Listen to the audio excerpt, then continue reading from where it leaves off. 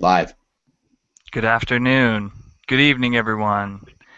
We have all arrived at this ever now moment.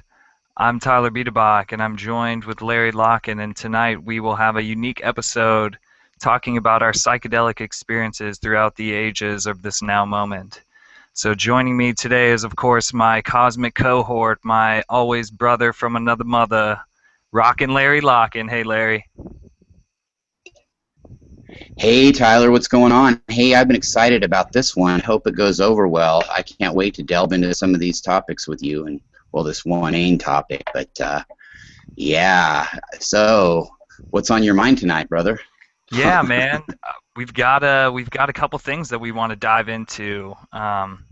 So we're encouraging everyone to, go into your heart space, get into that place of source love that bounds beyond the reaches of our casual frame of mind, and just know that you're attracting and you're on the wavelength of enlightening experiences, funny experiences. We've got some fun stories planned, a couple personal stories, and we've got some stories that some of you folks submitted to us. We're going to be talking a little bit about some of these substances that can achieve or help one achieve a enlightened state of mind or an expanded state of awareness this evening.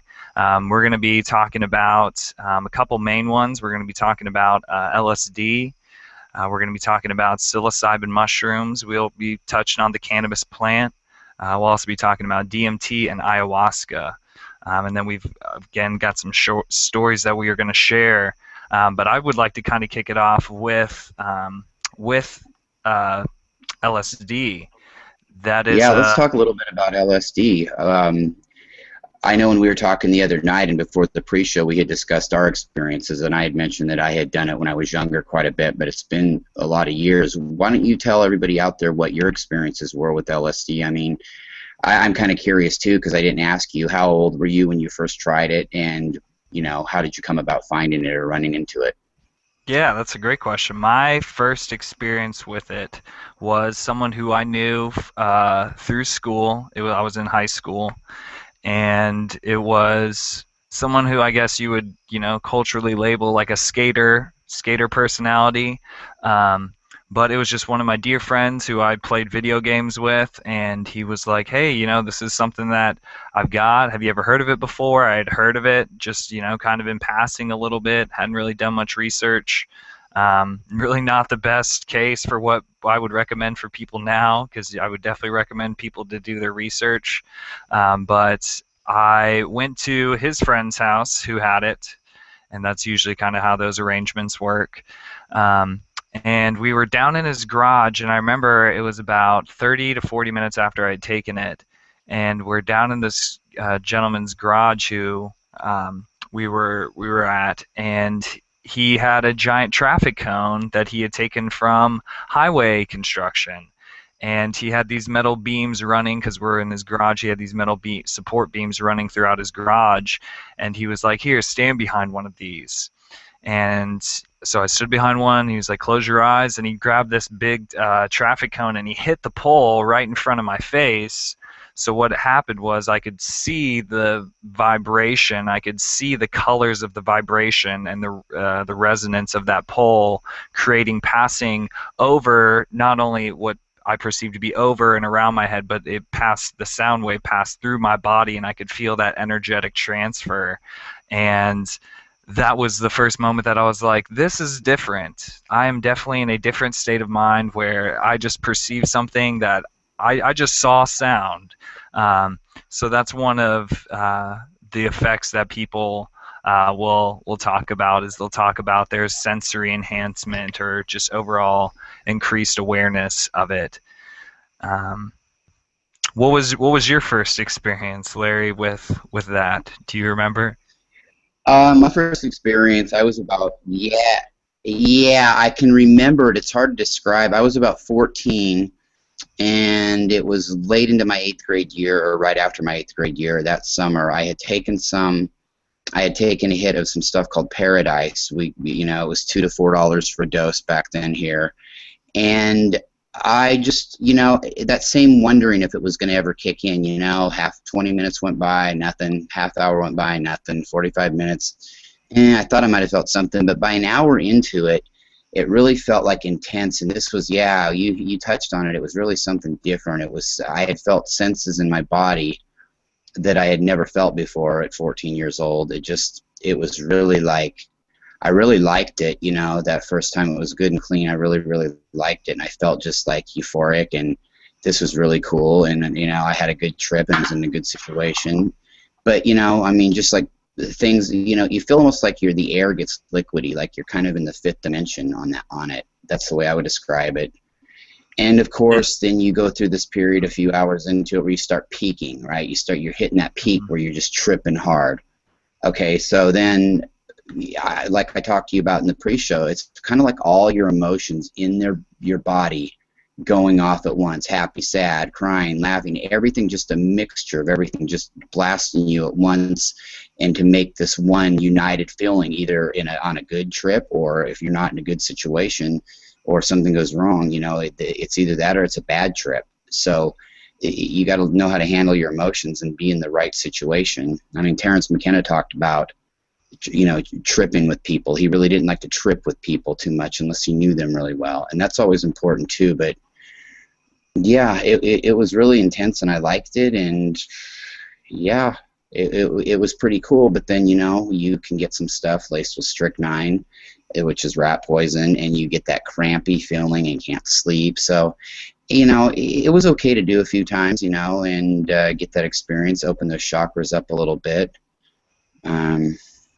Yeah, man, I mean, not as exciting quite as your story, but, I could probably think of some if I really racked my brain, but mostly I just remember it opening my consciousness. I can remember being in school on it, though, one time. One funny story, I can remember being at school on it, about 15. We were in metal shop, and it was towards the end of the day, and I put a welding mask on, and was sitting there welding, but all I was doing was spacing off with the torch lit, and I remember my teacher coming up to me and looking at me. I looked at him through those goggles, and he looked like he was melting, and he's like, "Mr. Locken, we don't play around in metal shop."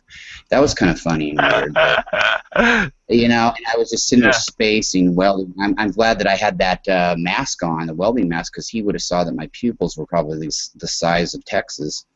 Mm-hmm. So, Yeah, something my fiance told me about, and this is kind of one of the neutral experiences, but it does increase your heart rate whenever you take these substances, or and the one we're talking about in particular.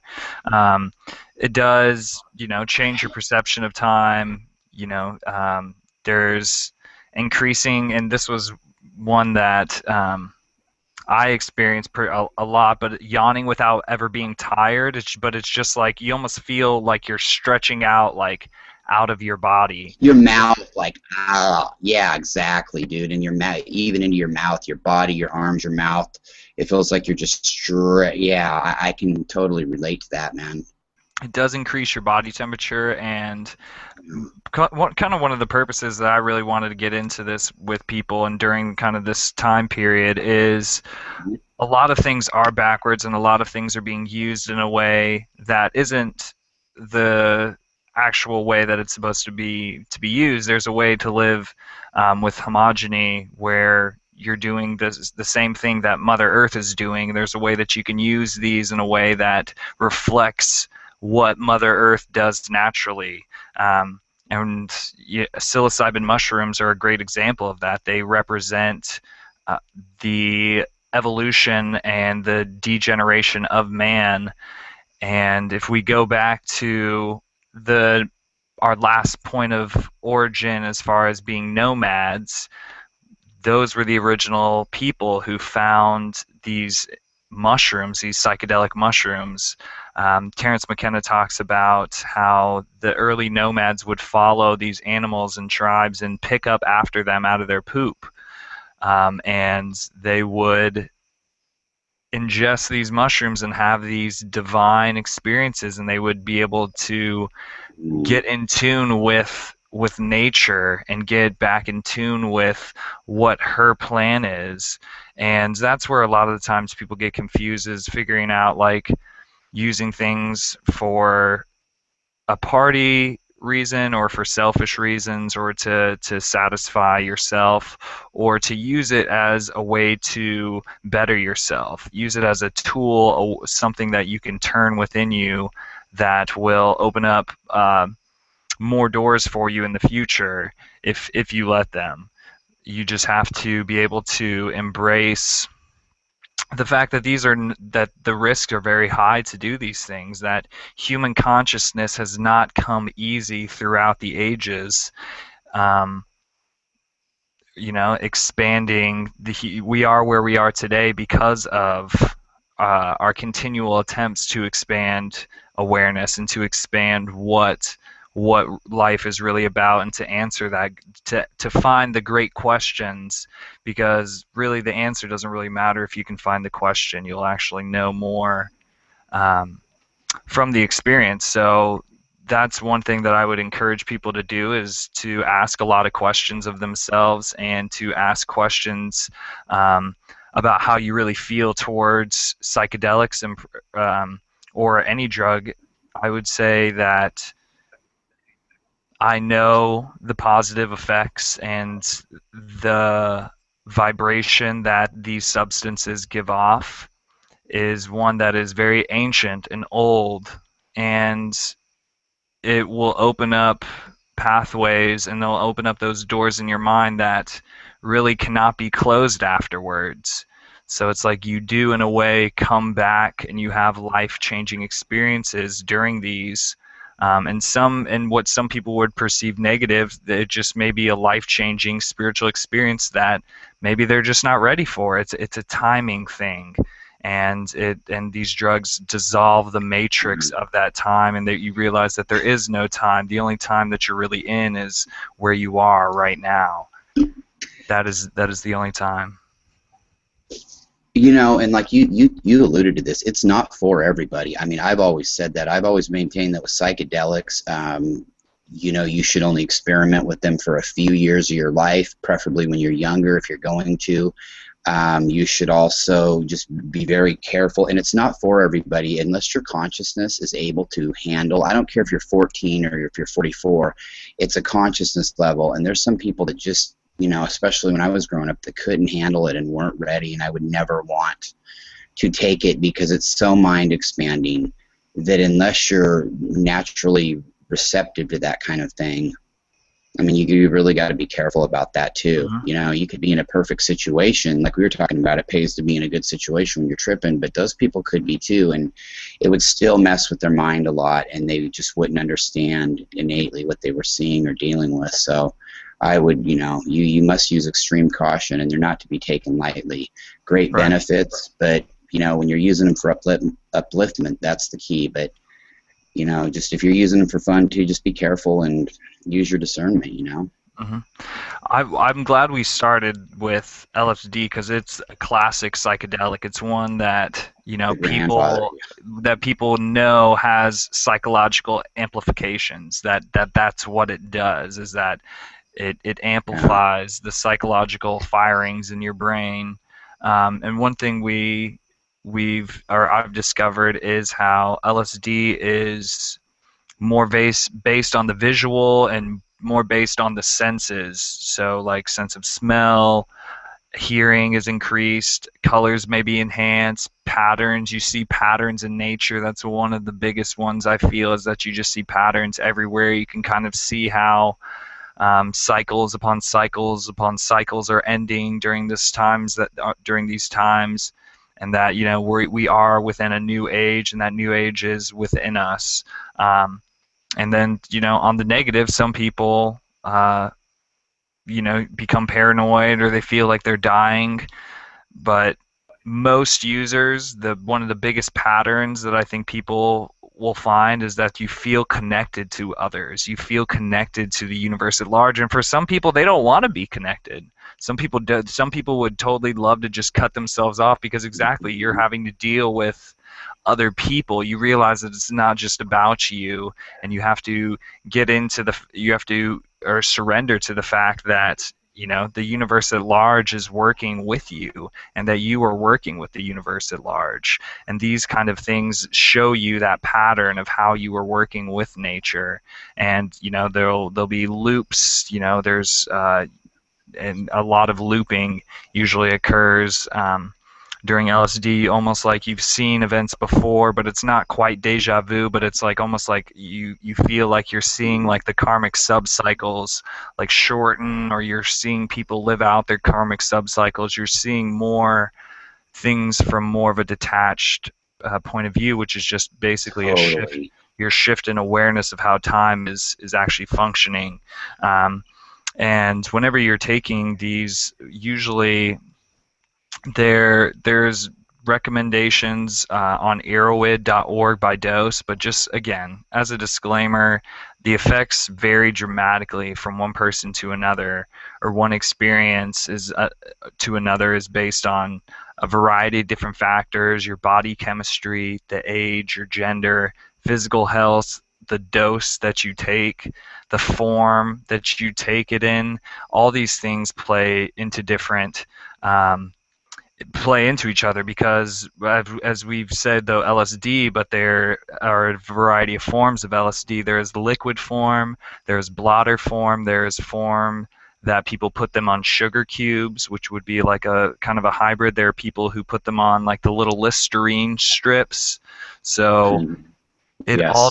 it all depends on how you take it. You're going to have a more or less powerful effect. And this reminds me of the time that I tried liquid LSD. Was at a friend's birthday party, and we had been waiting for it for 45 minutes to kick in. Nothing. An hour 45, 2 hours. We're just sitting there like, man, this stuff is bunk. This stuff just is no Yeah. good. Oh, I've been there. Yeah. Because it'll usually, only the onset is about, you know, 20 to 60 minutes at the most, and it was like 2 hours, and Yeah. we're looking at each other. But then out in the field there was like a coyote that howled, and there was just something about the way that howl reverberated to like the animalistic side of human nature, that we all, the people who I was with, we all three looked at each other and were like, did you hear that the way that I heard that? And we could all, without even saying anything, even telepathically communicate that we were all I on that know. level then at that point. Later that evening, it led to what looked like space weather balloons, which are trippy in and of themselves, but we're, you know, on what would be equivalent to 15 or 20 hits of liquid acid, and there's weather balloons in the sky. Good God, that's a lot of LSD. For Yeah. people out there who have never done it, man, that is a lot of acid. I've done 3 or 4 hits of window pane before one time at once, but wow, that is a lot. Go ahead, man, but that's a lot of LSD, dude. Yeah, he had it in a vial, and he just kind of poured it back into my mouth, and it was one of the most bizarre ways of taking it. Um, I would traditionally prefer blotter, because it's like just such a small amount, and that's what people don't realize. Just Hmm. such a small amount. Like we're talking droppers. Like we're talking one drop of a dropper is more than Yeah, Tyler, enough. Tyler, yeah, exactly. I just wanted to hammer home that point because the way we used to get it, we'd have it in these little pebbles sometimes, or, you know, liquid was available, or sugar cubes, but mostly in my day it was you'd get a sheet. The dealer would have a sheet with 100 hits on it, and each hit was about half the size of a stamp, not even as big as a mailing stamp in the U.S., a U.S. mailing stamp at all. In fact, you could probably half the size. People used to mail them hits to each other behind the stamp. But so it doesn't take much. It's not much, and it's really a little bit amount. But the sheet would have a design on it like Bart Simpson, or it would have. We had one with Bullwinkle, and they'd come up with all these cute names. That was the big thing with it, you know, coming up in the late 80s, early 90s with the LSD that was Mhm. around here from Eugene and San Francisco. These things would be, there's one called Jesus Christ Superstar after the musical. And the hit would be the sheet would be the whole puzzle together. And then you'd, you know, break off the 100 hits, of course, and it might have nothing on it, or it might have part of the design. You know what I mean? Have you ever Right. seen that before? Does that Oh, ring a totally. bell? Blotter. Yeah, that's the Yeah, big blotter acid. blotter. Yeah, sheets where it's exactly there's like a design, or it could be like Simba from the Lion King, or there could Hmm. be it could be like the whole entire sheet is Simba from the Lion King. So like someone gets his eye and someone has a cheek. I know but you've got these. SpongeBob. Yeah, exactly. So traditionally, yeah, it's sold by either a single hit or you get basically an entire sheet. Is basically how they would do that. Um, I mean, probably shouldn't go into prices. We're not going to do that. Uh, No, I don't even know. I've been yeah, training 19 years. It was $2 to $4, $2 to $4 for a dose is what yeah. I it mean, was usually I back think then. But traditionally nothing just matters. again, we're not promoting anyone go out and do this, but traditionally, even today, it's about $3 to $10 per hit. So, um, one thing, that article that I had from N5D though, that talks a little bit about um, America and actually LSD and kind of how the two tie into each other. Mhm. Because the United States is not named after Amerigo Vespucci, as you learned in school. The Illuminati would never name a continent, actually two continents, after an Italian map maker. The name is actually a combination of words. Is the Hebrew word for people. Amer is also the command form of the Spanish Latin verb to love. Uri, or Ari, is a Hebrew term for lion. Rika is the female form of the Spanish word for rich. Ka is the ancient Egyptian word for soul, or spirit force within a body. There are two layers of meaning. The ancient Hebrew Egyptian translation translates to say, "The people of the lion with spirit force." Hence the pyramid and the all-seeing eye on the $1 Mm. bill. The Latinized version translates to say, "Love riches," in a feminized physical reality way. This gives us an idea of what they had in mind. To take this a step further and see the mixture of the feminine Latin eagle ideas with the masculine Hebrew lion ideas. The symbolic statement of America is that it is a combination of Lemuria and Atlantis, a breed of the human Lyra with reptilian Draco, perhaps an anagram LSD. An Illuminati created drug has a hidden meaning as well. Lyra, Sirius, Draco. Wow, isn't that something? It just makes you think. It makes you wonder, Yeah.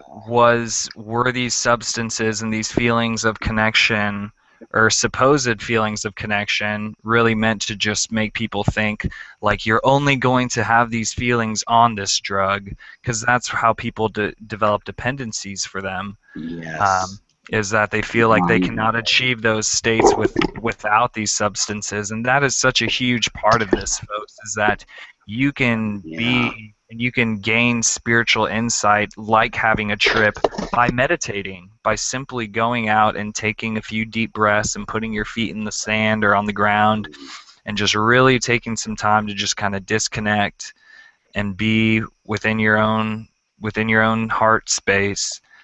And you can achieve these same kind of visions or hallucinations without ever having to touch a substance in your life. um, their monks are, I think, a perfect example that they're able to achieve these higher states of consciousness by fasting or by um, living the lifestyle that they do. That's a good point. And as part of our show tonight, we were going to tell some stories about, certain experiences on LSD or whatever drug, but also take questions. And it looks like we do have a question. And I know that person happens to be in the room with us right now, and I see that she's typed a question basically for you, Tyler. I'd like to take that one on, but would you like to ask that question? Yeah, so we're trying to figure out if LSD is the same stuff now as it was about 20 years ago. Just thinking Yeah. about how they mix other drugs today. Um, I I don't know the answer to that. I would say that it is different because there there were a few main strains that people would know, or there was like a Grateful Dead strain, or like the what'd you say was the kind that you had, Larry? What was the name of it? We had window pane. We called it blotter. We called it, different names, cutesy names. Paradise, blue whale. We Paradise. had Okay. Bart So Simpson but acid. Yeah, Paradale, Paradise. but basically my understanding is that there are certain families or um, Hmm. main main groups that make the chemists are associated to Yeah. certain, like the Grateful Dead acid was apparently one that would just go to Grateful Dead shows, and they had their own particular brand that they would give to Yes. people. And you had to be careful sometimes because you didn't want to mess with the wrong person, because they may dose you up without you even realizing it at some of these shows. And that's one of Right. the big things that I want to just get people aware of and spread the word that, there are so many people going out to these festivals or these concerts, and they're just they're losing the purpose of doing a psychedelic. They're getting caught in the experience of the music and being around tons of people, and they're not really using it as the spiritual tool that it's supposed to be. But then again, I'm not really one to speak for them, and I wouldn't ask for them to speak on my behalf. But I can see it because I've been there. I've been that person who has been to shows and, did it just for the fun of it, not trying to learn or to grow or to evolve beyond myself, but just for the sheer purpose of, hey, this is going Yeah. to make me feel good. Which is something that during this time period, we just really want to be getting away from, um, just getting away from not abusing the power of what these amazing things that were brought into our existence for us to use and to have these amazing spiritual experiences, and to learn about the true nature of the god and goddess, or to Shiva, or to learn more about what you believe in as far as your religion, or not religion, but your belief system. Because I don't, I don't think that anyone has religion.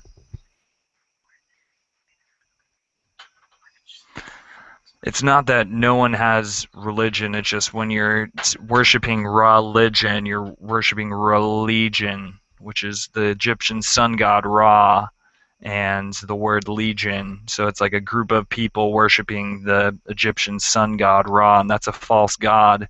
And a lot of these substances, I think, are coming from the same family that they were 20 years ago, but there are substances that have been around since before LSD ever came into the picture. Like psilocybin mushrooms have been growing on our planet for who knows how long. Um, People have been doing the ayahuasca ceremony in the Amazon for thousands of years, I mean, beyond recorded history. So I would say that it's not the same stuff as it was 20 years ago, just because they've been improving it, and they have what's called N-bomb now, which is actually a component of LSD. It's not actually LSD itself. It's a research chemical. Um, that is specifically designed to make you have visual hallucinations. It's not really the real deal. That's meant to make you have a divine connection to creator, to your source that exists within yourself.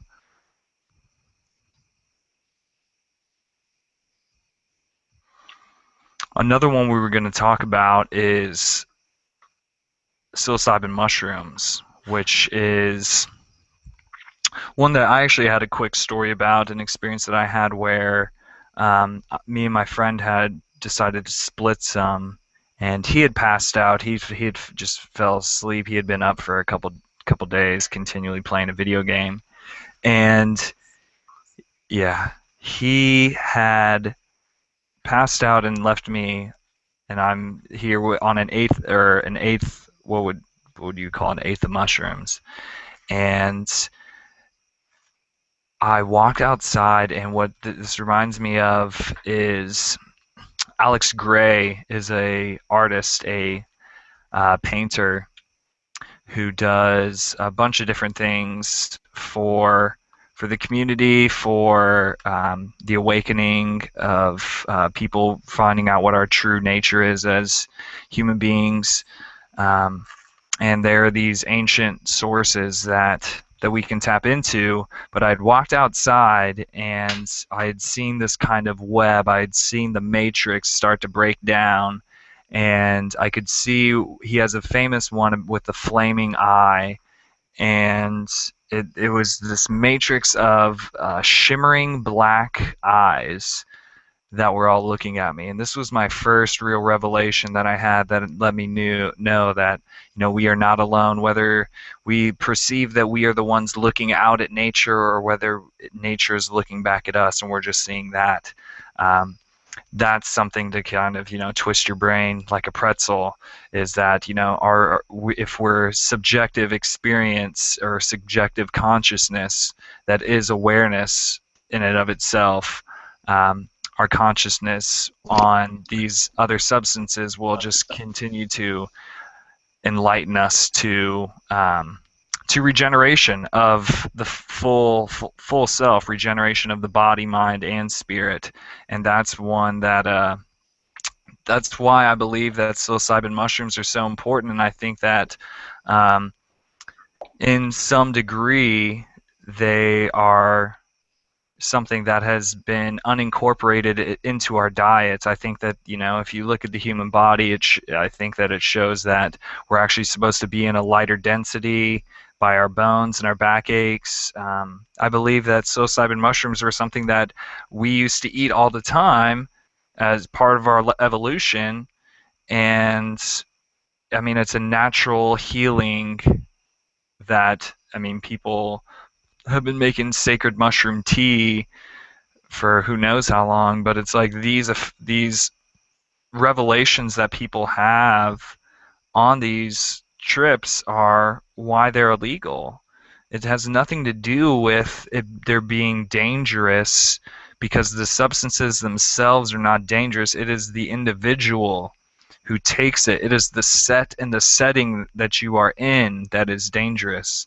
The set and setting are equally, if not more important than any substance that you take.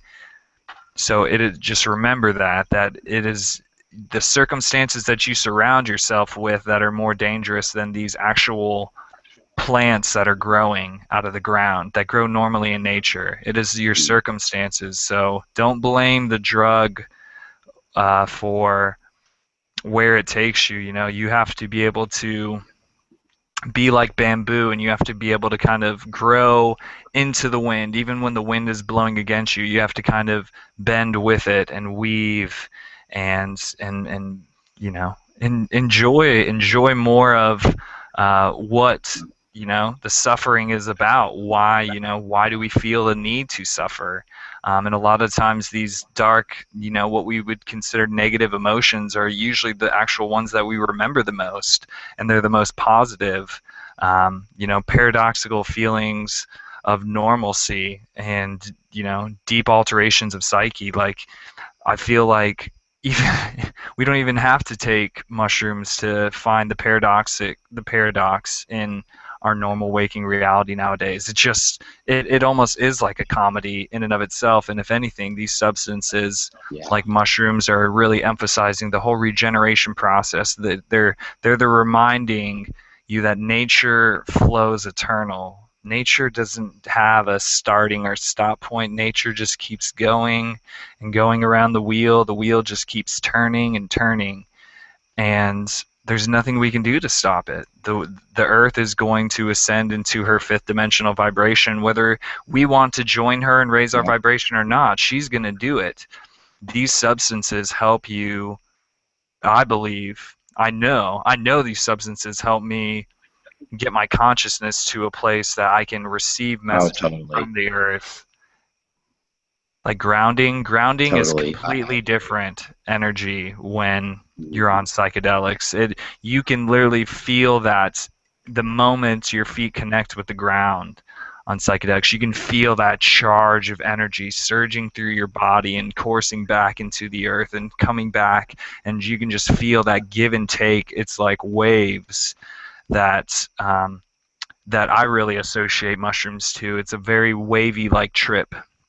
It's like you kind of come up a little bit and you come back down, and then you come back up a little bit and it's really intense, and then it kind of goes down, and then there's a wave, and it's like that you see these patterns, these waves, and you see them within your own consciousness, and then you realize you're seeing them out in the world. You're seeing that we're all just these vibrations that are being sent out here into the world. And that's powerful stuff. And if your government knew that you knew the Matrix was an illusion, and that you can infuse love and wonder into it, they wouldn't be very happy about that. So that's personally why I believe these substances are illegal still today. Yeah, well, you mentioned mushrooms. I got booted off for a second. The whole neighborhood like had a power flicker. It was weird, but mushrooms were the only other psychedelic that I've ever done, and I'd done a fair share before I was like 20. They're a little bit different than LSD to me. They were a little bit more of a better body high, a physical, pleasurable high, a little bit less visuals. Didn't last quite as long. Felt a lot cleaner. I probably preferred them over LSD. I don't know if it opened my mind quite as much as the LSD did, but I really think the mushrooms and the LSD both opened my consciousness completely. And I think that it's really not so much needed for kids that, like I said, that are born with their chakras open and the strands open, the extra strands that were born after the mid 90s. And you're right about it's all about the environment, because now the consciousness is so high that if you're in that right environment with people that you dig with, that you would love to trip with, that you would, if you were doing that, that you would just be on their vibrational frequency and meditate and do things like that. I mean, you can almost reach that now, you're right. But, I really think that when I was on it too, if you were with the right people on the experience, man, you were just so bonded with them during that experience. And it's Totally. even something that lasts, you may not think about it weeks and months later, but it lasts in your memory and your innate. And, it's just one of them things where it changes you, really. Yeah, a It lot of does. times. You know what? Hey, I want to tell you about one experience I did. Oh, Go for it. Tyler, real quick. I was going to say, I do have one experience I do want to share just real quick, man.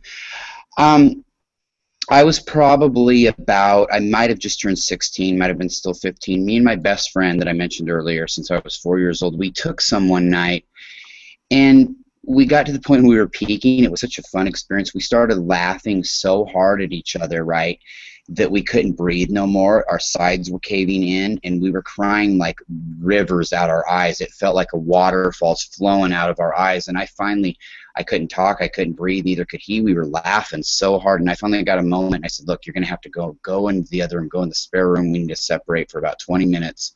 I mean, we literally, and people, I don't know how I could even exaggerate this to get people to understand. I mean, we would have seriously, like if we were trapped in an elevator together or something, we would have died laughing. It would have been the first case of it. I mean, we couldn't stop. It was so intense, the trip, we couldn't stop laughing, and water was just pouring out of our eyes out of laughter, out of tears, laughter, and our sides were hurting so bad we weren't even really able to breathe anymore. So I I thought I actually could share just that with you. stumbled across a story that talks about that exact thing that you're talking about, the cosmic giggle. And it's I want to read this person's story, and then I'll kind of give you my take on it. So hey guys, this comes from Self Psychonaut.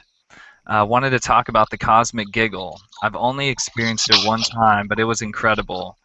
I was on 25I, which is a form of LSD blotter. just me and my brother staring at the ceiling, and I was getting over a dark place in my life with opiate addiction. I laughed so goddamn hard, so much tension release. The craziness, insanity of just being alive. It's such a hard feeling to describe, but it's just about the funniest thing ever. A cosmic joke. The cosmic joke. The entire thing. Reality, consciousness, worries, ego. It's all a gigantic joke that we are playing on ourselves. Sometimes we get so wrapped up in all the seriousness of it that when the ego transcendence happens, it's fucking hilarious. All of those small worries, all of the nuisances, the jobs, out the window in the most heartfelt bodily laughter possible. Do you think that the humorous, ironic part of the whole thing can be ignored? Maybe it's why Buddha usually has that small smile. It's like he knows. He's in on the joke. What do you guys think about it? Man, the cosmic giggle and the cosmic joke, I think that that's totally part of the whole DVD program that we're running right now. That's, it's like a laser disc. Our holographic reality is playing out this joke, and exactly, it's the ones who are going to be able to laugh and just realize that there's nothing to be taken so seriously. It's like I'm reminded of one of my favorite quotes, and that's "This too shall pass," and it's designed to make you look at life from a different perspective and to be able to laugh at yourself, realizing that all things in nature pass like the seasons do, like everything is surrendered to the consciousness that is nature, because she in of herself is playing out her own DVD. So the only joke and the only cosmic giggle I think that we experience is from a humanistic perspective, and it's for people who know about it, it's a different kind of laughter. It's something that you almost kind of laugh in on yourself. It's almost like you kind of fall into a laughter fit is the best way. It's almost like, Yeah, there was something it's there. like infectious laughter, but it's just something that it's like a little reminder that that everything is okay, and that there's no need to take it so seriously. The cosmic giggle. I've definitely had that fits of giggling and just Yeah, hugging your knees, and you're just laughing so hard because you're just alive, and you just realize like, wow, like I chose to be alive during this time period, and I'm here, and it's like I'm here right now, or at least I perceive that I'm here right now, and yeah, that's I yeah. think where the trick is that we think that the perception is real, but it's really not, folks.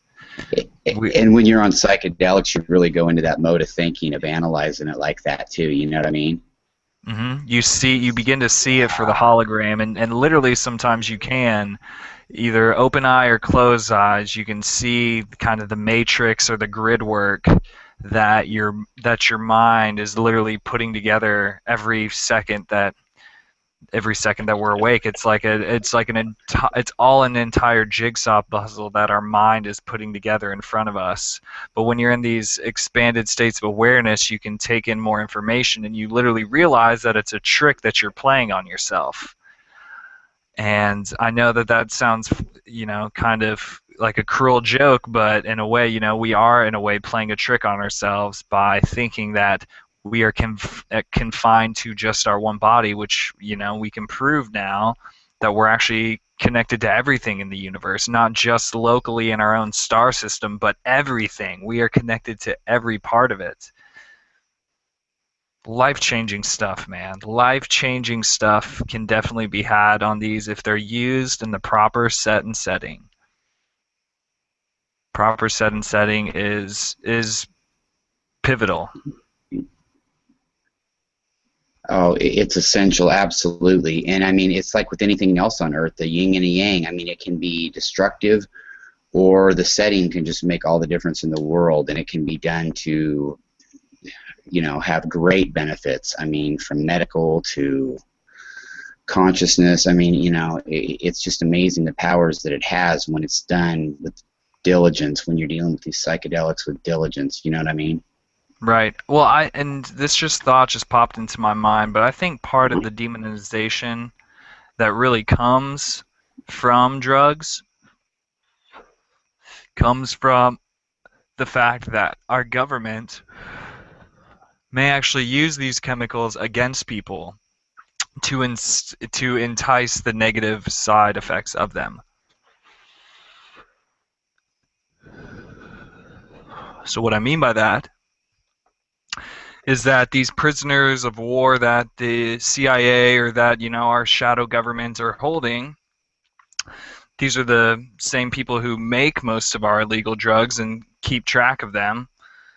They are using these amazing, glorified, sacred chemicals to drug people who they capture and to induce heightened states of fear in them, because they are basically, that's how they get their energy, is they are fear vampires.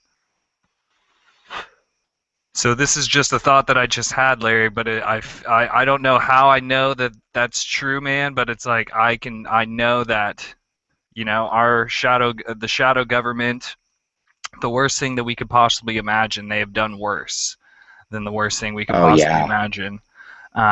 So I just think that, sometimes when people have these experiences with these chemicals or these substances and they have that kind of that irking feeling, I think it's not because of the actual substance itself, but how it's been used before in the past. So it's like, think about all the hands that it had to trade to get to your points, and if someone, was a gang lord or a drug lord and they had handled it before it got to you or before the person who you talked to get it from, that's going to have that same vibrational energy infused into the substance. So that's why it's like, I mean, there's 29 like laws for, I think, not worshiping Vishnu, but it's like the Bashoy or the Bashnoi tribes. They have like certain principles that they follow, but you just don't want the electric currency of being associated to drugs that came illegally. But it's like there's so much that we do on a day-to-day basis that is considered illegal by the law, like oranges in orange groves.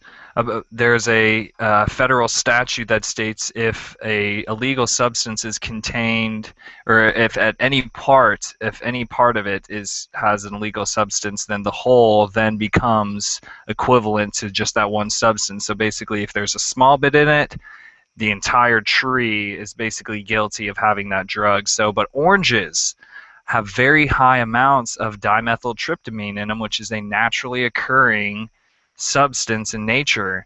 But orange farmers don't use it for this purpose. They use it to grow oranges, but they do contain amounts of it. But basically, by law, then, all the orange growers are committing a felony because their oranges contain in parts an illegal Schedule 1 substance, dimethyltryptamine. And this is interesting. So it's like, even though our corporations, of course, are breaking the law, but then they're treated like people as a way to put more money in their own pockets and say, oh, it's okay as long as you're, Tropicana is growing those GMO oranges or whatever. It seems like anything that there's a TV commercial about, you have to kind of assume to some degree that it's been genetically modified. And that is a great rule of thumb too, by the way, folks. Like, if there's a TV commercial about it, it's probably genetically modified. Which makes me think about You genetically think? Do you think modified. that's the case? Do you think? Oh, Yeah. Do you totally. think it's genetically modified if you see a commercial on it by a company, or do you think it's just a public service announcement out of the goodness of the show for free, or do you think it's a big paid sponsor to whatever show it's on? I'm kidding. That was kind of a facetious question, but you're right about that, man. If you're seeing it on TV, Well, right, because they want to it's got some advertise it because they GMOs in want it you if to it's buy being it. sold to TV, and plastics and God knows what else. Yeah, totally. Yeah, man. But I mean, even on this same topic of genetically modified organisms. There has been genetically modified cannabis plant that, I mean, is very much public knowledge. Cinderella 99 was specifically a strain that was developed by um, the DEA, and there are certain strains that exist of cannabis that have better properties and more soothing, appealing properties. They did the opposite and took the bad properties that are what someone would consider the negative properties um, of it, which would be things like dry mouth or itchy eyes or slight paranoia, and they combined those little things though into something. Cotton mouth. Yeah, so they made like a super no-no strain, one that you really wouldn't want to have, Right. for the purposes of who knows? I mean, shoot. I mean, I really wish that Anonymous would go ahead and post another batch of their. I'm waiting for the computer hackers basically to come out and to tear down some major walls of information to be exposed. So where are they at? They're busy hacking into Toys R Us and shit for a day, thinking that they're doing something big and then bragging and talking it up. I know that, yeah, it just, but there's just so unfortunately, much. that seems to be the case. But I mean, and this is just behind cannabis, but I mean, you could think about genetically modified anything. If it goes, they have their own, and I don't want to get off on a rant about this, but their own genetically modified heroin, their own genetically modified methamphetamine, their own genetically modified whatever. I mean, they already have it, guys. It's called Big Pharma.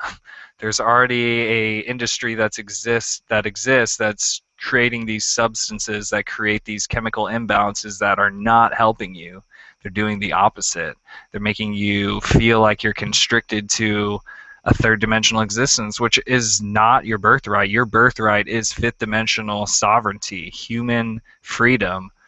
And they're doing things that I mean, just all this information that even when I'm looking through my Facebook feed, and they're like, well, this senator went and he said that he tried it while he stayed there in that state. So it's like maybe they're starting to change their mind. It's like, you guys, you're missing the big picture of the fact that it's going to completely solve deforestation, give us a different fossil fuel, give us a new building material that's fireproof, earthquake-proof, mold-proof, an amazing medicine. Like, what is there to talk about? You're talking about some old evidence or research that you put out during Reefer Madness that isn't even true. Oh, that yeah, was not. I mean, John Hopkins, was skewed in saying that, oh, there is nothing positive comes from marijuana. It's there. But it's like, where does the problem really begin then? Does it just begin in our perception? You had to go there, though. Mm-hmm. You had to go there with Reefer Madness, though, because you know what a comical movie. This was set, keep in mind, in the 1940s. This anti-marijuana movie, and oh man, marijuana it'd make you rape somebody or make you jump off your couch and jump out of your window, on a high balcony. It made you a sex fanatic. It made you exactly the ironic thing, though. Right. Exactly, all this shit, right? The ironic thing about it, though, the weed back then was so weak, they were 20 years short of knowing how to bud it yet. And it was so weak that, yeah, the one health thing that might happen to you really bad, you might end up having to go to the hospital with a migraine because of how much of that hay you had to try to smoke to get a bud.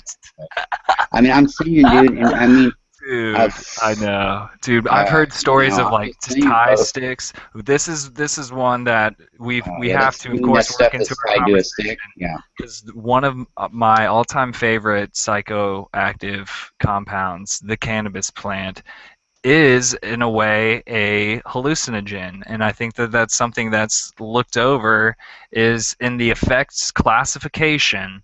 It is a stimulant, a psychedelic, and a depressant.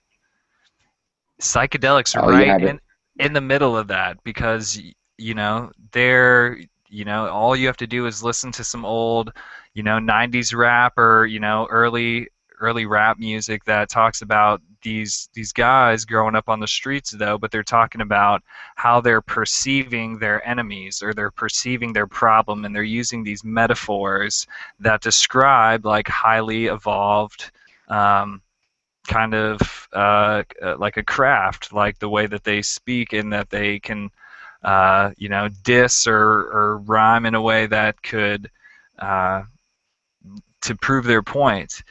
The 90s music would do that. Even, 60s, 70s music that is all about, the subliminal, nirvana, or it's, the sensimilla, Bob Marley, who, um, you know could, talk about,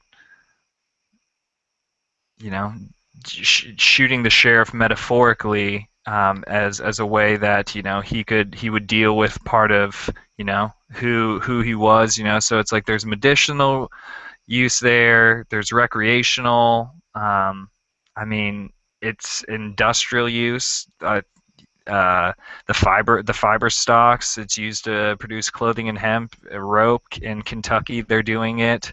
um, they've got their hemp stocks that they're growing for production. So it's like that one kind of speaks for itself. I don't really Yeah. Hey, I don't really understand what the holdup on it is, though, man. But I guess it's if we man, could go really, because it back, could I save the think if earth. we could go back, Yeah. and I think like the 1920s, and just undo that 1920s, whenever it was that, marijuana got listed as a Schedule 1. It's not even. Yeah. It is the cannabis sativa plant. It's like not even marijuana. Like the words that we are in the court system are wrong. We need to just go above that and just start doing it our damn selves. Is my belief. They need to repeal all drug laws. As far as I'm concerned, I'll go on record saying it, and I'm not afraid. They need to repeal all drug laws, period. It's nobody's business. Plus, you would find that if you got real with kids and were really true about it, not just pulling scare tactics, legalized all drugs, made them dirt cheap, you'd find in a couple years that the problem would pretty much go away, and people wouldn't be running out in the street, oh, the sky's falling, the sky's falling. You might see a little bit of a spike in use at first, but it'd go away. Plus, in a generation, if you got real with kids about it, instead of just scaring them, put the facts out there, let them decide for themselves, okay, and took the wow out of it and made it dirt. Because basically, here's the way I look at it: it's nobody's business, unless, if your neighbor's giving it to kids or whatever, that's one thing. But if they're doing it and they're not bothering you, it's really none of your goddamn business what they're doing. And the thing about it is, too, is we need to get real about it, because all we're doing is feeding a corrupt drug system that it keeps hiring more and more police, more and more, and getting more people caught in the illusion. And then, you get police officers even in a situation, some good ones, and they're caught in the middle because they're getting paid okay, but not really enough to take care of a big family. They're around all this drug money. It's really tempting to take. It creates this whole system, and then where you have to create a law upon another law upon another law for, and it's just, we're really ridiculous about how we've handled it here. But it's like that with any social issue, man. I mean, it's part of our awakening to get through that. But Right, I and just thank evolved seeing goodness, through that illusion. there are resource, and I'm sorry, there are resource solutions that exist Hmm. and that are being enacted upon. The Venus Project is just one that comes to mind, as far as being a resource-based economy, and just getting back to, taking into account like what all do we have, because, if there really is enough DMT that is stockpiled by the FBI, I want some, because if they're holding it as under their guidelines, then there is sovereign law that states that DMT is much a part of me as I am of it, and that is my birthright to have it. um, but then again, that's also the paradox in and of itself. Maybe we need to put copyright, stickers on ourselves, so that, we can never give blood, or, give, because, or fluids of any sort, to to have to deal with, police officers, wanting to get information from you, from your DNA, or, your saliva. It's just a complete breach of, of what human code is, but you know, we do have DMT that exists within our body in the pineal gland. It's part of what is released when we sleep. A small amount of it is secreted when you sleep. A very trace amount, even smaller than when you sleep, is when you're daydreaming or just kind of in a trance-like state. You're reading a book, and all of a sudden you just kind of come to, and you're like, all right, I'm back here. Those kind of moments, just small amount is being secreted into your brain, that's causing, like, you know, daydreams, or, you know, very, very vivid dreams. The most intense DMT secretion that ever happens within the human body is what we call a near-death experience. What this is like a whole topic onto itself. But a large amount of DMT is secreted in the pineal gland when it senses that you're in danger and that you could possibly die, and that's why people like see their life flash, and they can see like time stretched out and almost like they're moving through time. They can see all of their timelines all together. They feel embraced. They feel around loved ones. These are all effects that you have when people do DMT. And DMT is a powerful visual psychedelic which improves like short-acting effects when it's smoked. It is used orally in combination with an MAOI, as in ayahuasca brews, which we'll get to later. It's naturally produced in the human body and by many plants. So going back to what I was talking about earlier about how it exists in these oranges, it exists in the human body. There's, I guarantee you, a plant in your front yard that any folks at home can go out to that contains some trace amount of DMT in it. Guaranteed. Guaranteed, without a doubt. That's weird. Hey, I've got to say about the orange pills, that's weird you mentioned that, because some kid tried to tell me one time in high school, and I didn't believe him, but then again I got to thinking about it, and it sounded feasible, that orange pills, if you take them and let them, I don't know, dehydrate, sit there either in a closet, or I forgot what he said, in the sunlight for I don't know how long, but it turns into like a natural hallucinogen, almost like an LSD. So, which proves it's probably in everything, any kind of fruit peel like lemons, or I mean, this natural Banana DMT, and maybe peels. this is, you know, maybe that's what he was talking about. Yeah, smoking banana pills, man. Hey, that's cool. No, I mean, That people was used to do that actually shit, really. that was one of my experiences. Was apparently the guy who, when I first did it, DMT in smoked form, was he put bananas on a tray and he let it sit in his oven and it fermented, and I was like, I don't even know, like that just sounds gross, like, but he apparently it created some kind of crystal that he could collect. But it's also called the businessman's trip, because it lasts about usually 10 to 15 minutes usually, if you did it right. And when I say if you did it right, it's because you do have to do a certain amount of DMT, more of an amount to really have that blast off sensation of extremely tripping, like I was describing with the near-death experiences or dreaming. I mean, obviously dreaming is a very small amount, near-death being a lot. I mean, you're taking basically a hit equivalent to, you know, what your brain would produce, like, you know, 5 times that amount when you're doing it. So, but that's doing it right, as Terence McKenna would say, or doing a heroic dose, which is making sure beyond a shadow of a doubt that you are going to get the full experience of that trip. It will fully take effect on you. So usually what they would have you do is have you hit it 3 to 4 times, and it was really that fourth time that you had to have someone either help you hit it, but it was that fourth one that really kind of blasted you through this, what I would call the chrysanthemum flower, or it's like this beautiful Fabergé egg, that kind of was cocooned in the room, but it was so intricate and well designed. It was just this glowing, and it was like once I blasted through that, I remember there very distinctly being kind of like a jigsaw, like I think it was a six-sided, so is that a hexagon shaped tiles that I was going through, but it was almost like a maze that I was flying through, but the maze itself was made of like pieces that were hexagonal shape, and I'm just flying through this at like, I feel like I'm on a roller coaster, like I'm going through these speeds that just are incomprehensible, and it's just all this information, all these individual jigsaw pieces that I'm flying through the middle of are like, each one is like a different thing, and it's got just hundreds of years of information embedded into each moment that you experience. And then once I kind of made it through that tunnel, I was kind of like out in the void, or what I would just basically, what I perceived to be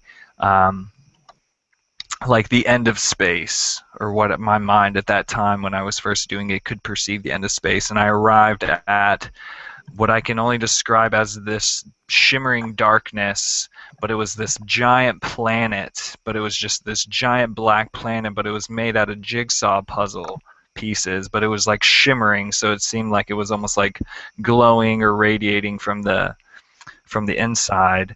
And it was and it had like faces on the jigsaw puzzle, and I just remember coming back down into my body after seeing that, and just like almost seeing like, you know, like that world almost right behind my eyelids still, with my eyes open. And then after another about 30 or 45 seconds, I'd finally like come back down and back into I was in my car at the time with my friends, and we were listening to Tool, and there was one song in particular that was 15 minutes long that we had playing in the background.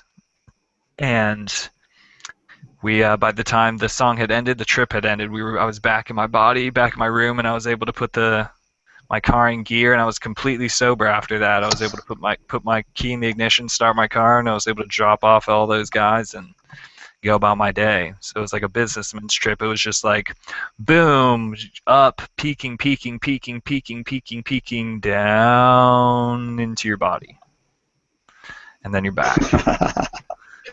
You should have done a meditation while you were on that. You should have done down into your body and back up again. Yeah. Yeah. Yeah. Wow. I mean, it's amazing. You know what I mean? It's amazing when you're in the right mindset what you can do. You know, with these very apparently gifts that were given to us to only be used for the right reason. You know, from my opinion, I think they all came from the Pleiades, to be honest with you. I think that marijuana did. In fact, I know that did.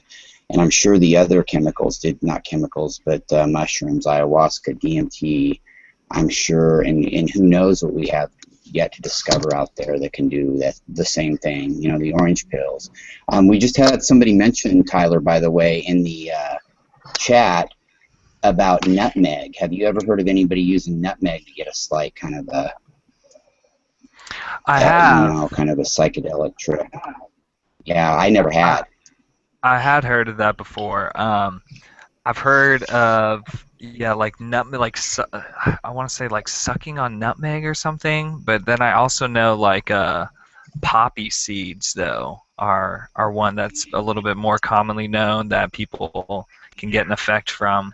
I did pull up the actual U.S. federal law summary on DMT.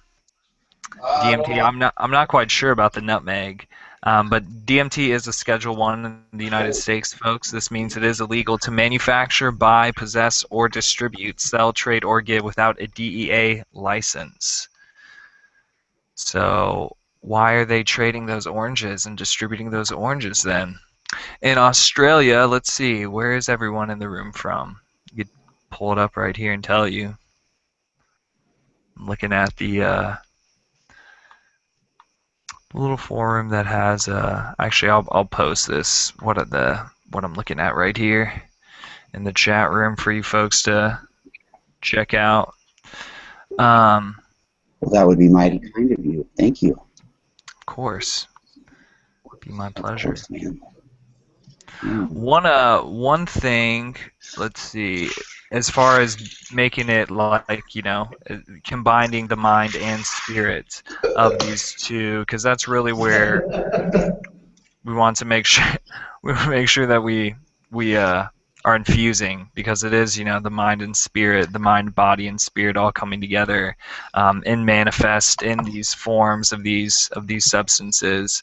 Um, getting getting in tune with breathing and dancing and your dreams, fasting, martial arts, meditation, prayer, just sweating, yoga, like whatever it is that you do, like, know that that is what is ultimately helping you achieve these states of consciousness when you get these perfect geometric symbols coming to you from within your mind's eye, that it's from the techniques that we've developed, the techniques from our heritage that we've inherited, and that we've taken upon ourselves to learn.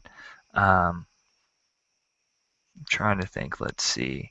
Something that I think that I've discovered most recently through my ayahuasca experience is the idea of God being a state of mind, or Yeah.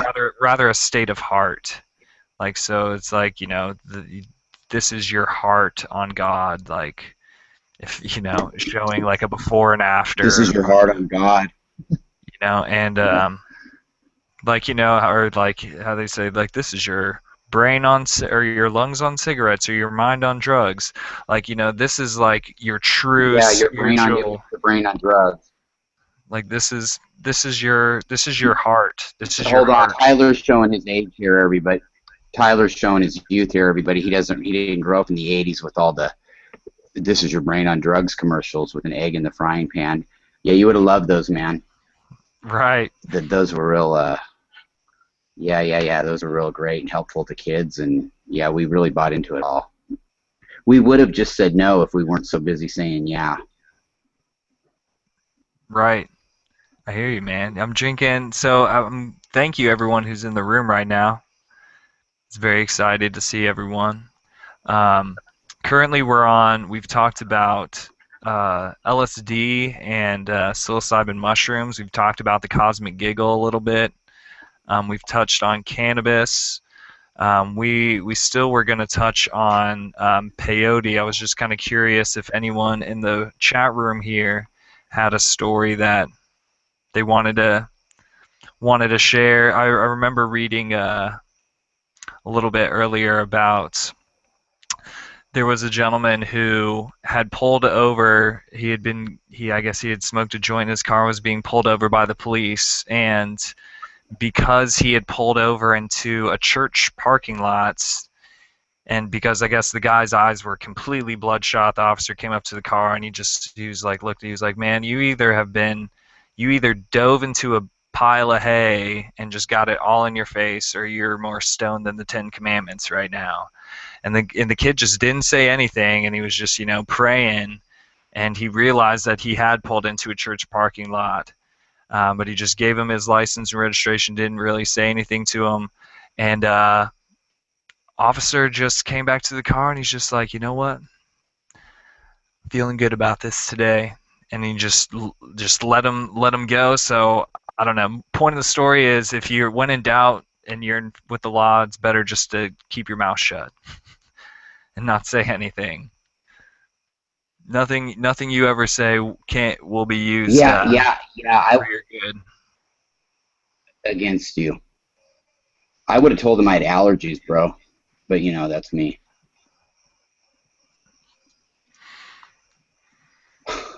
Peyote, man.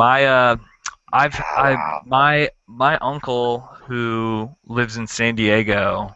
I guess my Uh-huh. experience with that is he had what's called a blue button, and that was something that I guess he had been growing, or he had had in his possession for a while. He's kind of a connoisseur of botany, as it were, and I mean, my understanding of them is this is usually one of the longer kind of trips.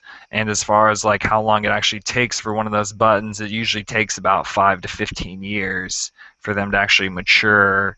Um, and there is usually a concern about them being over harvested in the wild. Um, it's used recreationally by some. I think the thing that is more important, I guess, to know about peyote, um, is that the history with it. It was first recorded by the Spanish conquistadors when they first arrived in the New World in the late 15th century, and based on historical Chichimecan and Toltec events. Estimates are that peyote has been used by native Mexicans for thousands of years. Use of peyote spread during the late 19th and early 20th century. And I'll also post that link that I'm reading that from in there for y'all. Yeah, isn't that interesting though? And it makes you wonder how long it really has been around. It's obviously not originally from Gaia, and it was probably in Atlantis, Lemuria. And yeah, it's before, or I've never had it before. And I know we were talking in the pre-show, and it was the one thing that we neither one of us had ever tried yet. So it sounds interesting, but yeah. What an amazing process, though, to talk about something that nature took 5 to 15 years just so that you could have, this one experience with it. Isn't that wild? I didn't know that. See, I didn't know, really. Is that really what it... Wow, I didn't know that it That's what took it's, that or that yeah. that was the process. My For goodness. I wish I did know a little bit more about peyote, but again, one that I think also is Mhm. notable to bring up but also I will tell everyone that I know little to nothing about. I may even mispronounce it, but is ibogaine or ibogan but is one Never heard that of it. it's based out of Afghanistan, but they're finding that it is helping people who are recovering from heroin. It's helping heroin addicts, because it's basically causing their body to detox at just like at such a rate, and you're basically tripping for you're having these extended effects for I'll have to double check this, but I've heard talk of like days, like we're talking multiple days of tripping and or hallucination experiences, which I think is also more common with peyote, is that they'll have those long talks in the desert where I think the Doors movie talks about that, the Kundalini energy, the great snake in the desert, that um, that's a but I mean personally the beings that I've encountered were not actual physical makeup of beings. They were like, if anything, Hmm. my spirit guides told me, or my spirit guide, singular, but me and my spirit guide decided that the true good beings are the ones that are projected from their home planet. They're not the ones that are here right now. The ones in our for Yeah. the intent of mankind are still on their homes, but they are so spiritually powerful they can project their love to us through time and space, because they don't operate within that same field. They don't have to be within the same aura of you to be close to you. And basically, if you think about what is truly close to you, we are close to our heart chakra, and our heart chakra, if anything, is a true source. Our our Yeah. center of our chest that radiates and can embody the full consciousness of love. I was I watching think an we touched interesting. on that on the last show we did together too. That these beings are probably from their homeland, could be in their front room in the dimension, the planet they're living on, just projecting this down to here, projecting that love and not actually here. And I think really that Barbara Marciniak, I think you brought that up, Tyler, last time, brings that up in one of her books as well. Well, and it makes you think about the beings, the multidimensional beings that are here, because it's like, or I say multidimensional. I believe that humans, we are truly the true embodiment of what multidimensional beings are, and that the Zeta Reticular ones are still in God's, created in God's image, but not like source God, not creator God. So it's like humans. I mean, I think of the four Seraphilim angels. I think that remind me most of, the higher. I mean, obviously you're beyond legions and dominions. I mean, you're up there with beings that were cherubium, Seraphilim angels that were like in the higher courts of God, but still not God of themselves. They, recognize that there was that hierarchy, and I think part of what they're still that psychedelics are still helping me discover is that humans have that. We have that. Get that we are that answer to finding the answers that exist within ourselves by being the most in line with God and His will. That humans, we have that source within us. We just have to know how to activate it, and that's one of the best things that you can bring back from a psychedelic experience is a feeling of connection or feeling closer to God. When you find out that God is not close to you but God is within you, then you no longer have to operate under the rules of a perceived matrix where you're separate from God. You use your free will to allow only that those feelings of connection and those feelings of oneness and a lot of times you have to tune everything And it out, and really, that's the best way to do it on psychedelics, is to try to tune everything out and try to notice what it is that your mind is bringing into your awareness or your attention, because the best setting is to be in a dark or dim room with no music or maybe light music, but in total silence is usually the best way that I do it, just because you want a blank canvas for your mind.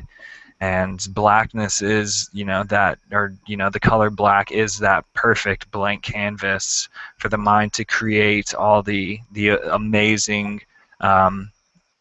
geometric figures and spirals and Fibonacci sequence and just colors beyond human perception and sounds that you can hear within yourself that yeah. you that are not of this earth. It's like choirs of angels, almost like singing. It's in you're perceiving it from such a pitch that that's what it sounds like, is like a choir of angels singing, but it's just showing you that it's coming from a higher register or a higher frequency.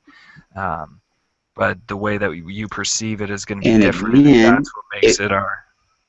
yeah, but right. If your consciousness is not up for dealing with that, I mean, on that kind of an intense level of it, if you're not ready for it, it can be totally counterproductive. I mean, it's so intense. You're right, and it's mind blowing, and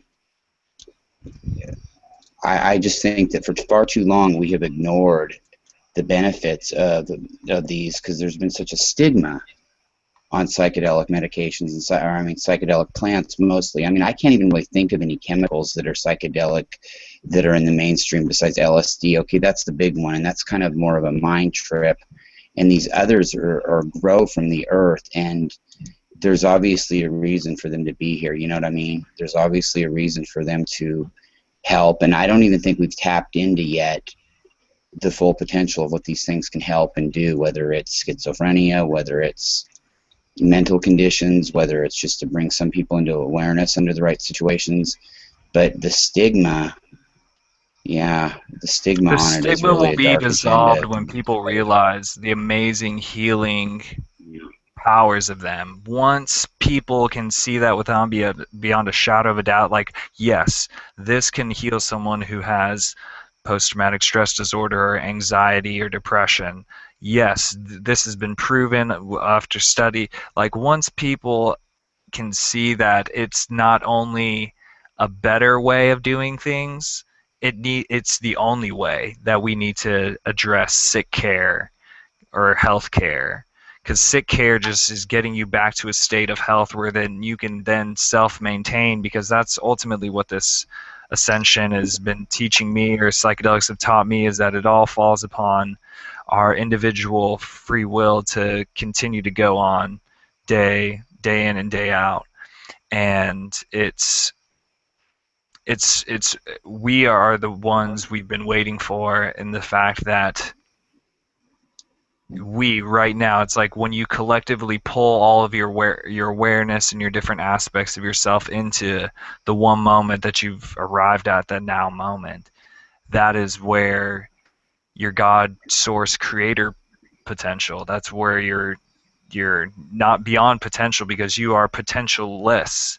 You are potential, you're full, actually beyond even that word, because I mean potential, like Yeah. L at the end of that word, like the Elohim.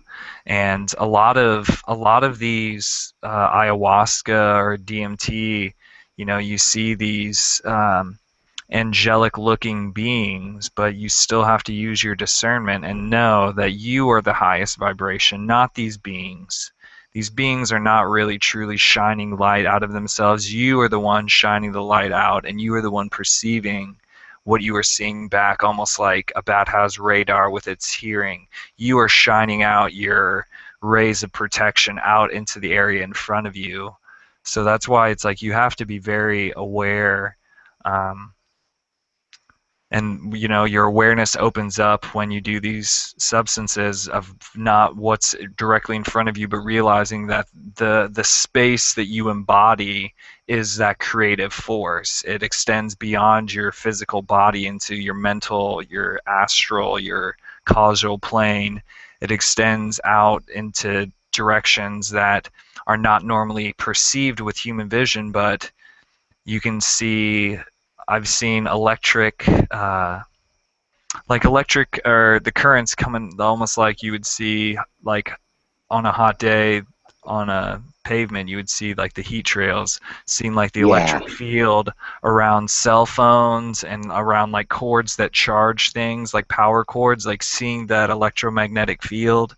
Um, Opens up your visuals for receiving that kind of information, because at that point it may be a hallucination, um, but it is an extension of energy. You're just seeing the electromagnetic field through a different kind of computer. It's almost like running a different software program in the background, while your hardware is basically running the program, but the software in the background is actually talking to your subconscious the whole time, and is saying, hey, are you getting all this? Yep, yep, yep, yep. Because I think we forget that a lot of times, is that what we actually see and say and do on a daily basis is only a small part of what we actually do, because we have our shadow self, or our higher self, our self that exists between our heartbeats, that is multidimensional right now, that exists so that it can time travel and teleport to different Yeah. places. That part of ourself exists, and a lot of the times people have to confront that when they do psychedelics, is they have to confront the fact that there is a different part of you that basically lives while you sleep, that is an alternate reality to the one that you are wakingly can quantify, and Basically, that you they have could. to. Yeah. Basically, they have to meet their multidimensional self and get in touch with it and see it for what it is, and see it up close. And the realization of that is wild. It's like meeting an extraterrestrial for real. I mean, it is just, yeah, it's intense, and people have to get in tune with that, and that's what they're faced with when that happens.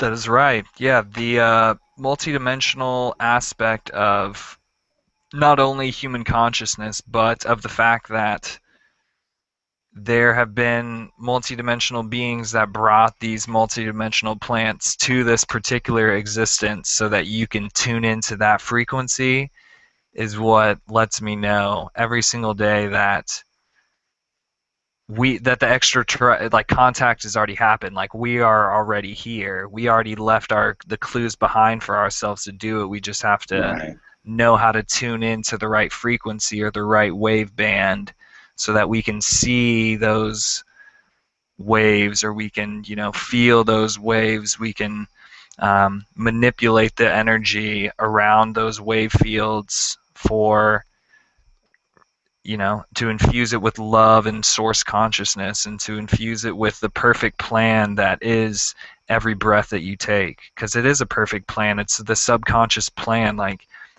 were you aware of your breathing until I just mentioned it? Probably not. But once you're aware of it, No. then that's your subconscious that's been running that program in the background. So what the software of these, psychedelic drugs do is it kind of helps you see the program that's running in the background.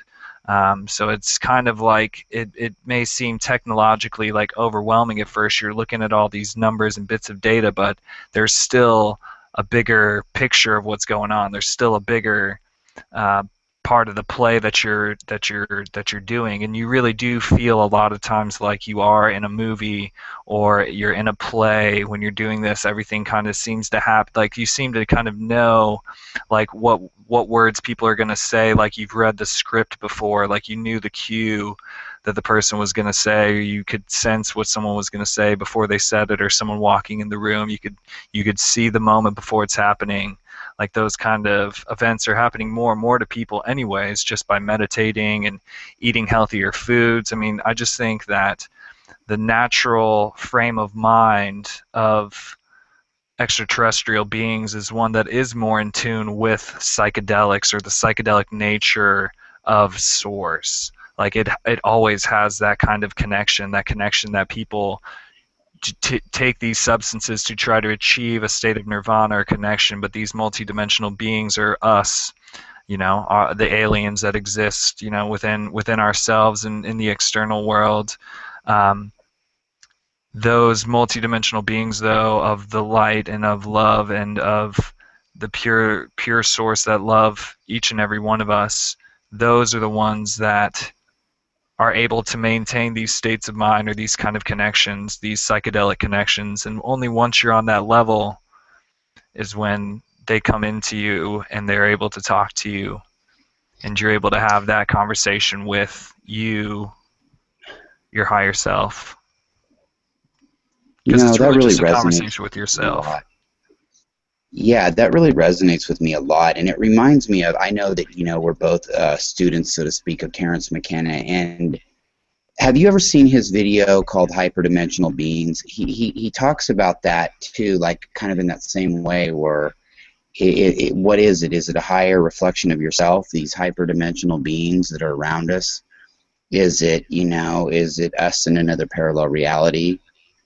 I mean, it really is us. There's so many different facets of us that we don't even consider, and that our consciousness is now just finally awakening to, right? Where some of us are in different steps of that process, of course, but Right. all these things are starting to come to full awareness, and we're remembering all the different dimensions that we exist in, the parallel realities, and I mean, it really is all within us. It's not out there. It's really inside of us. It's not out in the cosmos per se, or through your pineal gland. It's really through your heart and completely within you. We are that powerful, actually, where we don't need to trip on the pineal gland or trip on what's out there. It's within us. It's self-actualization and self-acceptance. Yeah, It's being and aware of really who loving you yourself are. too. I mean, it's one Yeah, thing to know it. it's I all think we all love. know we should, but getting full of that feeling is another thing. And I think that's part of the thing that's going on now. We're finally, as starseeds and Pleiadians, we're finally accepting that it's okay to do that, and getting full of it. Because that's our birthright, is to be full of that feeling all the time, and to not accept any less, and to be full of your creative source power, and to be uh, stand in your own human sovereignty. It's like that is the true human nature. Anything that any being that tells you that you deserve less than that, or you don't deserve that, or that's not possible, is fooling you, because that is our true. I will put my foot down and say that that is our true nature, is to be oneness with all things, and to be oneness with the creator source that exists within our heart chakra, that exists within our heart and crystalline heart center. That being is the true connection to source, and that we, because that is always within us, we always had it within us to manifest this change, to bring about a new reality, a new existence. We've always had this experience, but we haven't accepted. It's been hard to self-accept ourselves. And some of the substances that exist today and that I see in that are available to the public are things like MDMA, Molly, or ecstasy, which is like a pure, which is what's called pure Molly. LSD is available at concerts and shows, and and this is beyond just events being sponsored by Budweiser, or being sponsored by beer. Like, alcohol is already going to be part of the problem, and then you're adding these psychoactive chemicals to bright lights, flashing lights, loud music, and a lot of people who you don't know, and that's not the correct set and setting for these substances. The correct set and setting for these substances is maybe with one of your close friends who you can talk to, dim lights, and maybe some light music, some light trancey music. But it's like you don't need to be going out to party and be exacerbating or just basically abusing the amazing majesty of what music is, because music is a true representation of source, and it's being commercialized. It's like everything that's part of the cosmic joke and the cosmic giggle is that everything has been commercialized, everything has been itemized. Even the revelation moment and the connection that you could have with a piece of music that could really pick you up and could really save you, and people will know what I mean when like a piece of music like saves you, and that was something that you had, and they're objectifying it on TV commercials, and they're just throwing away those emotions, those connections that people have to their music. And what psychedelics do is they remind you of what you already know, is that music is part of you. Music comes from within you, that you are music, that you are source. You are a representation of that creative source. Yeah, that's brilliantly put. They really do. They'll take a song that really means something like that to a person, that's really deep like that, and touches you spiritually and within, and then you'll hear it on some tacky commercial, and it gets to the point where you don't even think about it. You see the commercial come on, and there it is. You hear that song, and it just becomes an afterthought, and really they do that. And yeah, that's a good point. I've noticed that. But again, you just got to surf on the cosmic, radical, psychedelic waves of consciousness and love, and that's how. Yeah. You have to take the good and the bad together at the same time, and you have to realize that you are that embodiment of the good and the bad, and that you can use your consciousness to be so much more than that. You can be your consciousness to be an amazing universal healer. You can be the master of the stars, or the masteress of the galactic federations that is your birthright. The pillars of gold, or pillars of ivory in the granary of gold, that is truly our human sovereign right, because we will be able to manifest the finest metals into gold. It's like that's part of our magical awakening, is that there is no limitations. You don't have to come back to this reality. You can say no contract, nope. You don't have to accept the flash at the end of the tunnel that takes your picture and basically keeps it there to just wave in your face as humiliation, and then sends you back to reincarnate. You can say no contract. Yeah, it keeps you in that reincarnating cycle. Yeah, stringing you along, keeping you going. Yeah. I'm going to 5D. Yeah, I got to pay this Already karmic there. debt back. Yeah, It's like we're already already there. there. You know, no more. Oh, we're already there, baby. You know, the thing is like, yeah, okay, you got to stay in that reincarnation cycle, keep paying back your karmic debts that you owe, but every lifetime in their book, you're going to make a mistake, so there's another karmic debt that you got to come back and pay because you stepped left when you should have stepped right, or you got out of bed the left side instead of the right side, or whatever, man. You went to Del Taco instead of Taco Bell. I mean, you know, anything that you could Oh, Del imagine is going Taco. to be held against you. I love Del Taco. I know. I think I've So had it jealous, twice. man. It look, you know, yeah. But I mean, you know what I mean, But though. then again, I can eat It's it. like, oh, I could too, man. Let's not get off on that because we don't have one within 500 or 400 miles of where I live. No, So, but but the we thing can is trick our yeah. consciousness though. But that's the state of consciousness, is that you can Oh, trick your consciousness into being like yeah, Del crystalline Taco. water flow of of water that would embody anyone who's ever been to a Del Taco and had those delicious treats that you get there. Those, I love the fries for some reason. But anyways, but you can trick Oh, your sensations into tasting like the crispy crunchiness and then the flaky inside, oh, which is it's and then just a little bit of ketchup and maybe a little bit of mayonnaise because that's how I do it. I do ketchup and mayonnaise combos. But even just while I've been saying these words, like your mouth, your subconscious has produced saliva just because of words. So it's like we're getting back to a point where we've realized that it's time to not wake up, but to just realize that we are already awake and that you have to kind of pull your subconscious and wait and just realize that your subconscious is what's waking up, is that your combined with your subconscious in the present moment, and that you are acting out on those truths that you know with every moment. And it's just important to stand in your truth and to proclaim to the universe that we want those sensory experiences, that we want to be able to manifest those instantly. That's more important than proclaiming to your spirit guides, hey, I'm awake, because that's not really helping anyone actually.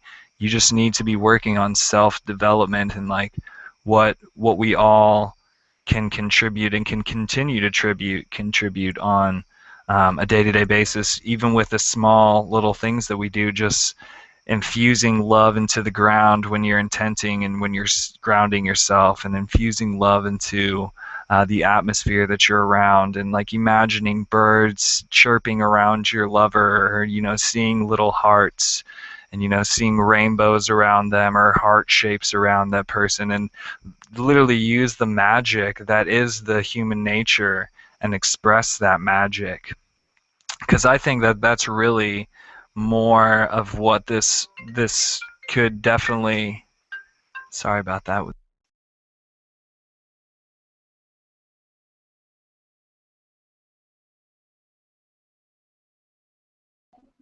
hello. Well, Tyler must have had to step out for a minute. Well, while Tyler's out, while he's pausing for the cause, I'd like to remind everybody that we wish them much love, and we would like to send a special shout out to the Pleiadians group on Facebook.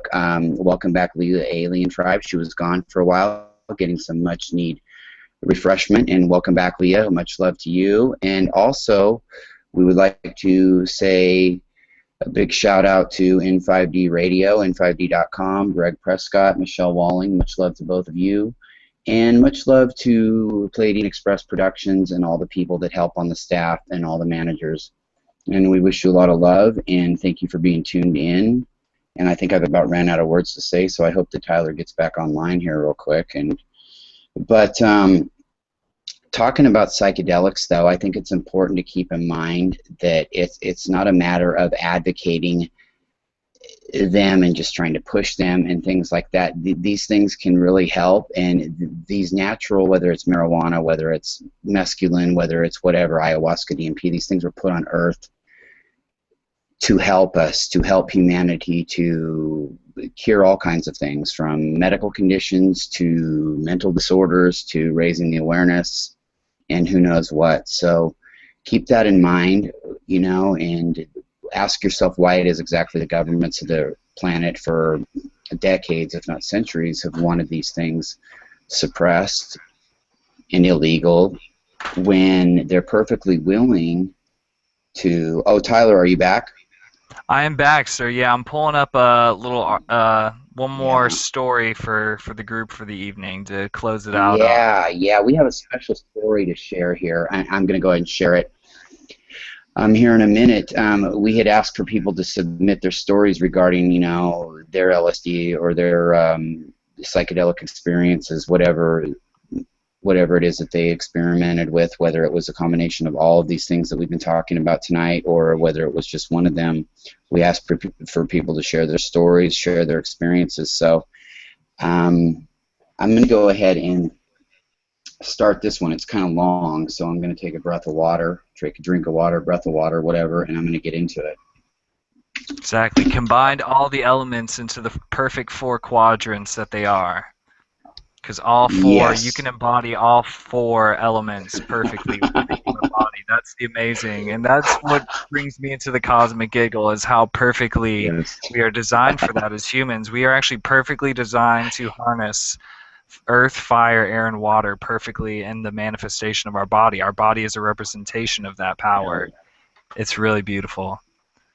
It is, man, and thank you for giving me the inspiration to get into that mode too, because this story actually comes from us to us. Well, it's all one, but it comes to us from a gentleman that I've been watching on YouTube for a few years now, and even before I got into any of these groups, and he happens to be a member of the Fringe Thinkers and the Pleiadians, as well as he also has his own group called NWO Freedom Fighters, the Canadian Pleiadian Lionel Anderson, as I like to call him, ACLA, Pleiadian Alien Contactee Lionel Anderson here. Yeah, and if you've ever heard any of his videos, you know, you'll get a kick out of my little mockery of his voice. But man, he's funny, he's smart, he's everything on one level that embodies Pleiadian wit and humor. And so he wanted to let us know and share his experience with us and his view of psychedelics. Okay, ACLA here, he starts out by saying, to briefly speak on my experience and views on psychedelic drugs, to make things very clear, I am not recommending or promoting, let me see, I lost my place here. I'm not recommending or promoting the use of psychedelics. This is for informational purposes only. Love the disclaimer, Lionel. Up to you to make your own decisions, and they are always involved with risks. I used to use psychedelics on a regular basis from a young age. The first tab I dropped, I was 15. The first time he dropped any, he was 15. The psychedelic was LSD. It certainly was life-changing. It opened my eyes to a whole different universe, state of consciousness here on Earth. Yeah, I can relate to that. It made me laugh uncontrollable during the peaks. You know, I think I touched on that too. That's kind of synchronizing. Starting a trip off with a classic movie or a psychedelic movie such as the Beatles' Yellow Submarine, which happens to be my favorite too, even Over the Wall, but I love both. Major confusion during the first few hours of your peak when taking large doses or no tolerance. Then would be music time. Unfortunately, I wasn't around during Woodstock, so most of my psychedelic experiences were alone or with one other person. So for music, I'd put in the earplugs and drift away into space, listening to the sounds of the Grateful Dead, Pink Floyd, the Beatles, Jimi Hendrix, etc. Hearing music in a way... Oh man, sorry guys, the computer keeps freezing up on me. I'm back in Hearing here, music, Larry. hearing music in a way that I've never heard before. Truly life-changing. You can see psychedelics inspired these amazing... okay, I'm having a hell of a time here. The computer's freezing up on me. Okay, so to space while listening to music and closing your eyes in a meditative trance. The closed-eye visuals take you through the universe. The colors so vivid, patterns. Many times I'd start crying tears of joy during certain songs or parts of my trip. You experience many life-changing experiences on psychedelics. The trip can change your life for good and for some negative, or in between. One must know that psychedelics are not party. Okay, one must know that psychedelics are not party drugs. They are a spiritual tool, and I think we've touched on that tonight. And they can be abused. While psychedelics like LSD, mushroom, peyote are not toxic and do not kill the brain. So, yeah, I kind of jumbled that all up with everything freezing and jumbling around on me, but it sounds really resonating to me, and I think that he touched on in this experience, he touched on a lot of things that we did tonight and a lot of things that we feel, and right on, Lionel, thanks for the article, that was great, and I think that that really typifies the experiences I had with it as well, and kind of as somebody who's a little bit older now, the opinions and views that I share as far as what it is. And Tyler, I think it's the same thing, man, that you've been echoing all night, that it has to be used with care and in the right situations and for spiritual reasons, and not just to completely keep getting messed up all the time, or using it just for whatever, for kicks. But there's no judgment against anybody who does. That's their thing. I'm just saying that when you look at it from a spiritual standpoint, you're going to get the most out of it, By having that balance. You're totally right. That's exactly it.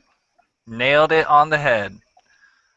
Absolutely, man. Yes, thank you, Lionel. Man, dude, where can we find Lionel? You can find Lionel Anderson on YouTube at NWO Freedom Fighters page, or you can just Google, or not Google him, but you can type his name in on YouTube and find a lot of his classic comedy type predictions and thoughts on world events. It's just hilarious. And you can also find him on Facebook at NWO Freedom Fighters group. And he's also in the Pleiadians, Canadian Pleiadian, and as well as he's in the Fringe Thinkers, and I believe he's also in the Pleiadian Rise and Jason Wilson's group. So he's all around, and you look him up. He's a nice guy. He's great. He's funny, and I really appreciate him sharing that story, and I'm sorry that I butchered it for him, but no, that was perfect, Larry. I just want to give a big shout out to all the Starseed. I want to give a big shout out to all the Starseed talent all over, even the ones who aren't getting their message out there. You know who you are. You're doing your light work in your quiet, reserved state, not, talking out. But thank you everyone who's contributing and doing your making sure that you are your own media. You're being your independent media. You're figuring out your own right and wrong. You're being your own governance system. You are, being self-actualizing, and you can actually check out. We actually have a new website. It's still kind of in the demo beta phase, but Pleiadian Express Productions.droppages.com is one way you can check out kind of a new page that I'll be posting some Pleiadian talks on, and you can check me out on Pleiadian Southeast and the Pleiades group, and I'm also on Facebook. I try not to, but it's like the fridge. You can't get away from it for checking it from like every 20 minutes. Yep. You can very much do it. I shouldn't say. I need to be more careful about what I say, because all saying is spelling is what it actually is. So yes, able to do it. Already did it. Already done. Considered it done. Yeah, Facebook can be like that sometimes. Sometimes when it's in a lull or a boring moment, it's like going back to the refrigerator and looking for something else to come up, or something interesting, a post to pop up, and then it don't. But then sometimes they're just popping off all over the board, and so it's really great. It's kind of what we're meant to do. I mean, as much as we complain about Facebook, and it is time to look into new mediums and stuff like that, I agree, but it's really linked us all together and started the initial wave of the awakening. I mean, for so many people, including, I'm sure, everybody listening to this right now, if they really think about it. So it's kind of in our blood to be here doing this right now, and well, thank God for psychedelics on Earth, huh?